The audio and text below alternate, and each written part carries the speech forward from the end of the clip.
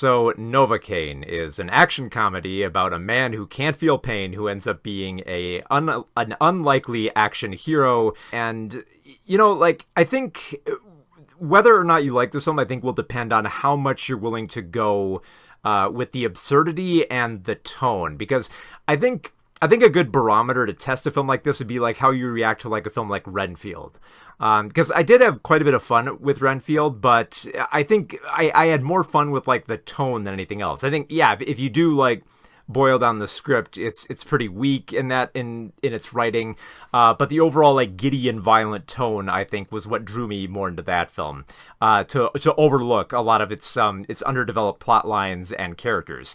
Novocaine is very much the same way. It's very much a case where you have to be in on the concept, and you got to be willing to stick with it through like its absurdity. And on that level, I'm a little bit torn because it is an over the top action film, but I don't think it's as over the top as it could be, because I think like the easy comparison to this film is not going to be something like Renfield. It's going to be something like Crank, which is just, like a character who just takes beating after beating after beating and keeps getting back up and defeating people in the most over-the-top, ridiculous ways. I absolutely love Crank. And if you're judging Novocaine on that level, yeah, you are going to be disappointed. But I think if you are going into the film just to watch like Jack Quaid kind of like throw himself into these action scenes and kind of bluster the way that he usually does on shows like The Boys, you very much will get what you paid for here. I will say this though, I did actually kind of like the first act of the film more than I did like the back half, because I think there's a really good build-up, I think, of Jack Quaid's character of Nathan Kane, who's established as this person who has grown up not being able to feel pain. And you would think that, yeah, that would make him powerful and indestructible, but then it also makes him very cautious of the world, because if he can't feel pain, then, he can't tell if his body is dying. So obviously, he's careful with the food he eats, he's careful with how he treats his skin and how he keeps track of stuff, and he just treats the world very delicately.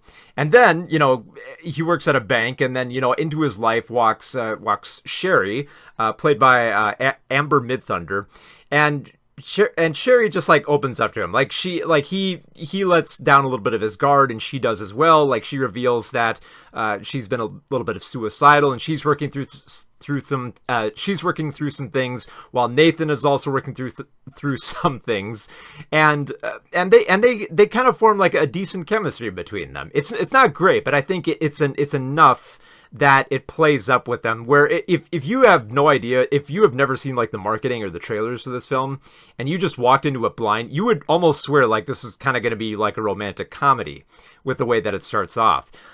Just because like there's no sign that there's going to be any like blistering action incoming, just because it settles into this tone of just like establishing the relationship between Nathan and Sherry, and they have some pretty cute moments together. Not a lot. It does feel like they are kind of speeding it through a little too quickly, but the chemistry is still there, where I did appreciate that, letting it build up before the action comes. Because when the action does come, it hits like a thunderbolt. Like there are bank robbers who burst into like the bank. They start beating down on people. They try to steal as much money as they can, and they take Sherry hostage. And so Nathan figures, okay, well, I want to win her back, so he just kind of just jumps into the role of trying to, track down these robbers and beat them up with his skill to not feel pain and use it against them. So, of course, everything that you would expect everything that you would expect him to do in this film, he does. So, he grabs like hot pans, he takes punches to the face like almost with ease. Like he doesn't have the greatest balance, but he can still get back up from them. He gets fingernails torn off. He gets like arrows in the legs, just all these different forms of mutilation. And he just kind of like almost brushes it off, or tries to pretend that he's in pain to fool the robbers. And it kind of just keeps going from there. And I think that, for like the first like 20 or 30 minutes of like all the brutal action scenes where Jack Quaid is like, oh, I don't really want to be a hero, I'm just forced into this. It's kind of fun. I do think, yeah, it does push itself through with the screenplay, it doesn't really do a lot of jumping from going to being that romantic comedy into an action comedy. It just kind of just switches gears almost on a dime. And I know for a lot of people, that's going to turn them off immediately. And it's one of those things where you really have to be with it for the ride.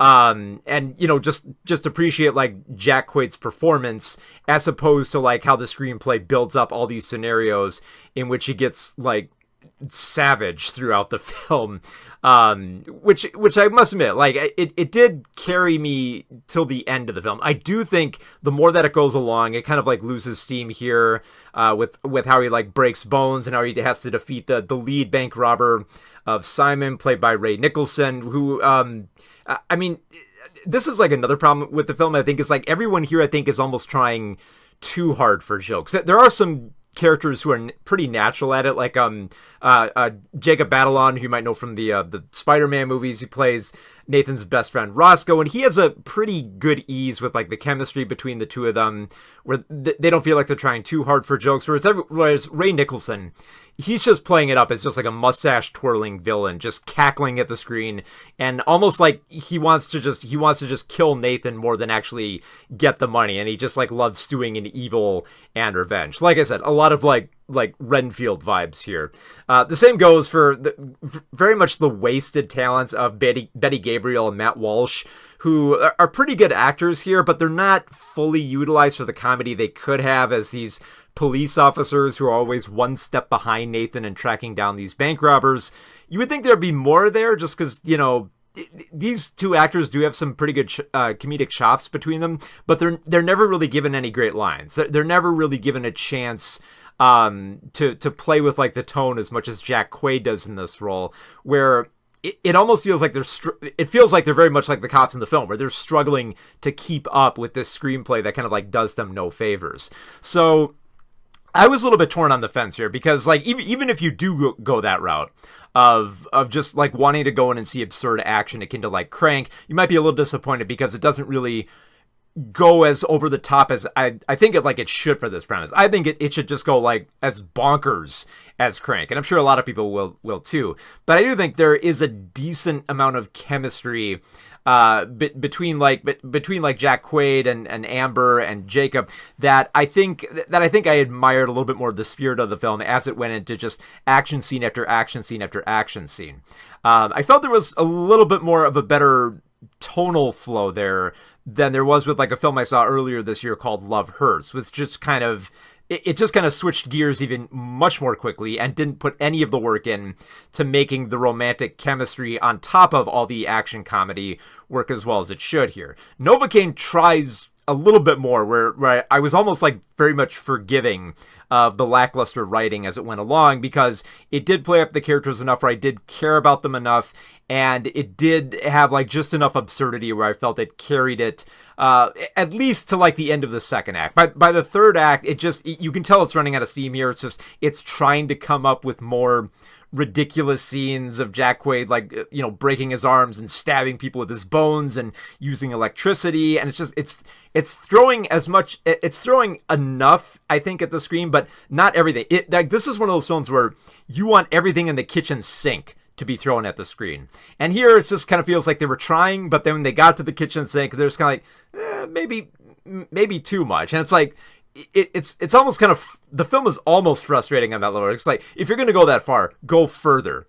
Go more crazy with the concept, instead of just having like if you've seen the poster, it points out a lot of the stuff that he'll do in the film, so it's a little bit of like a spoiler. But if you're going to go that route, you got to go further. But for as far as Novocaine does go on this level, I admired the tone and the spirit, and Jack Quaid's performance. It's a performance that we've seen before, but he still does it pretty well.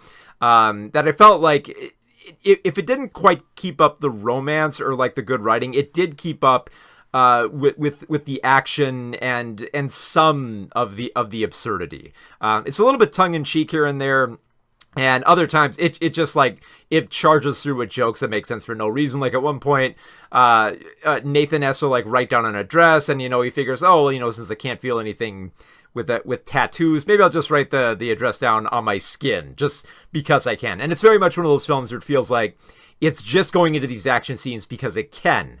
And that's an admirable spirit, but if you're going to go that route, you got to go a bit further. So while I still enjoyed the film, I feel like Novocaine is still only about like 3/4 or maybe even half the film that it could have been. Despite how much I liked Jack Quaid in this role, and despite how fun some of the action sequences were, I felt like it just had to keep going further instead of just kind of running out of steam at the end by just having a typical showdown. So yeah, Novocaine is fun, just not as fun as it could have been.